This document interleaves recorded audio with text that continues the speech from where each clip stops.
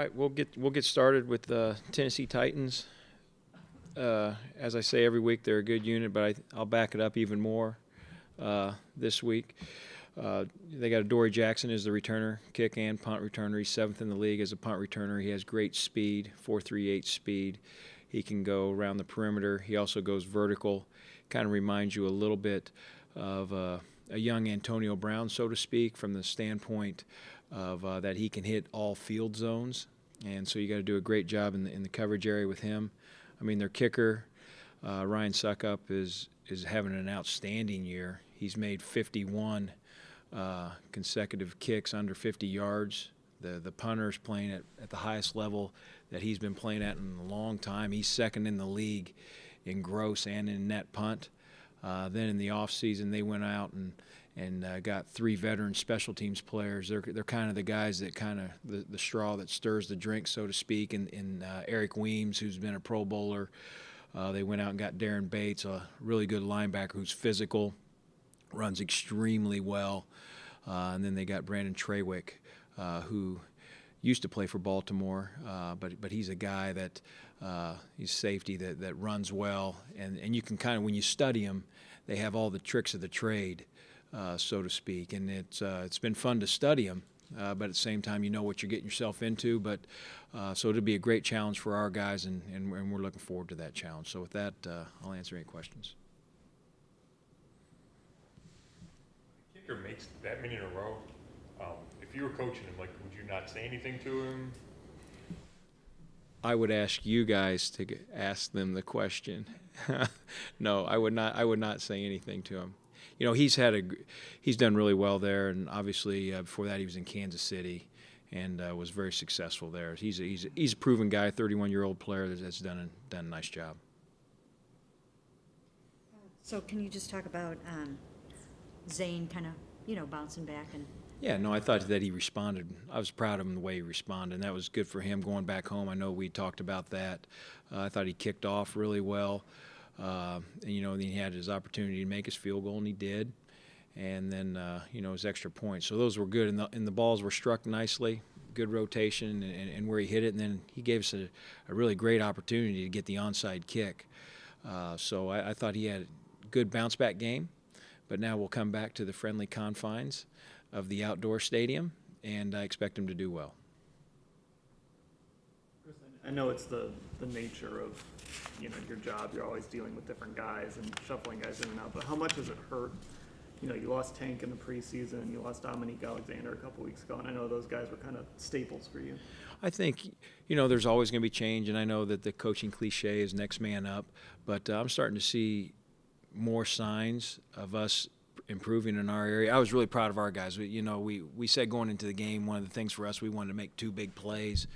And, we had a couple punts inside the 5. We tackled them on the 13-yard line on kickoff coverage. Peppers had the 17-yard punt return to set us up on the 27-yard line. And then, unfortunately, we had the penalty on the next big return. But I see us trending in the right direction, so I'm encouraged that, it is week 6, or now really going into week 7, and when you do have change, it does take a little while for it to kind of manifest itself, and I'm starting to see our guys getting better, and I saw that last week.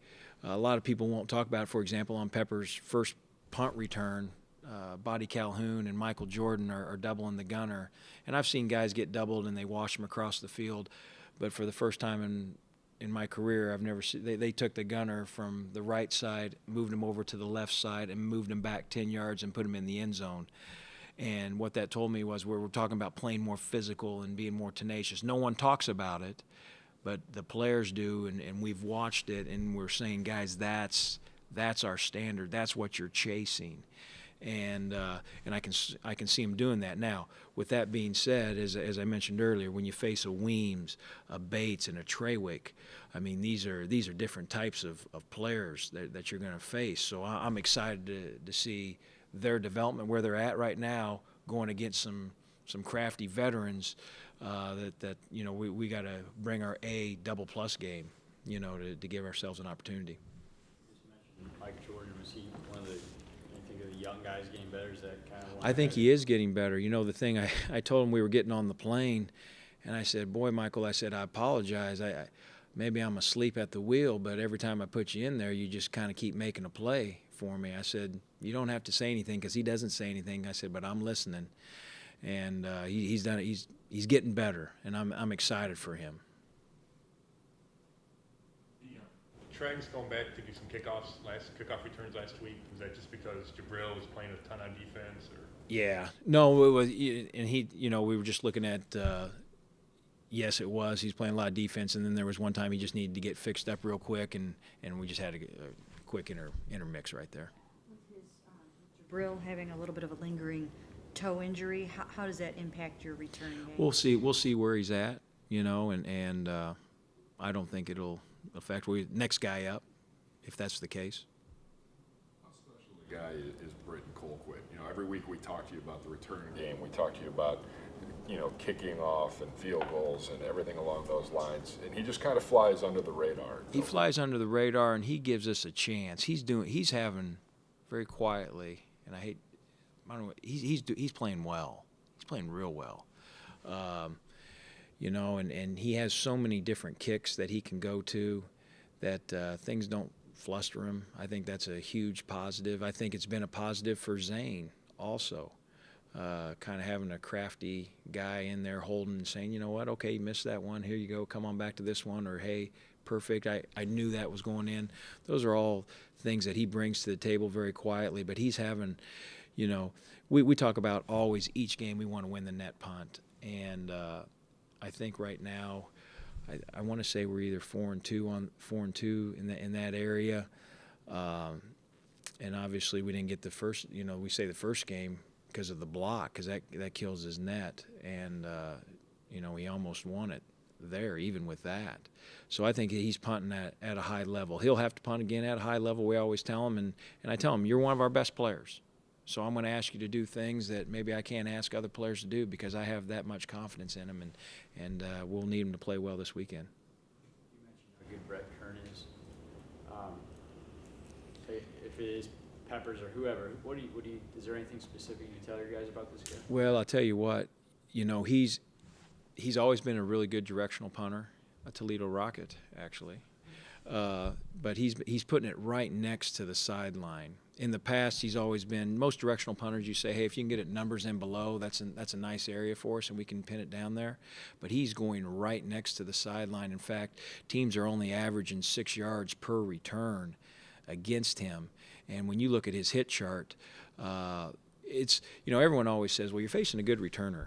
You know, why don't you just kick it out of bounds? Well, if you could kick it out of bounds every time, I'm sure a lot of people would, and it's easier said than done. But what he's done a great job of this year, he's putting it right next to us. There's been multiple returns where I see guys catch the ball, and their momentum takes them right out of bounds. So obviously that's a return for 0 yards, but he is that close. I think when you face guys like that, and it's supposed to be, I think we've got 10 to 20 mile an hour winds, I think for Sunday, so I'm excited about that. If you get an opportunity, you got to take advantage of it. And you just never know when that opportunity is going to come. And he hasn't given a lot of guys. I mean, when they played Seattle, Lockett, I mean, he pinned him right down in there, and he's done a great job all year. So we got to be ready. How easy or hard is it for a kicker to be that precise? It's. I mean, what do you have to do to get that? I think it develops over time. It really does. It's walking a line.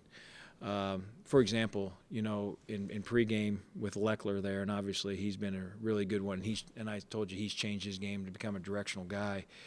As he was warming up, he was just, it looked like he was almost throwing the ball out of bounds.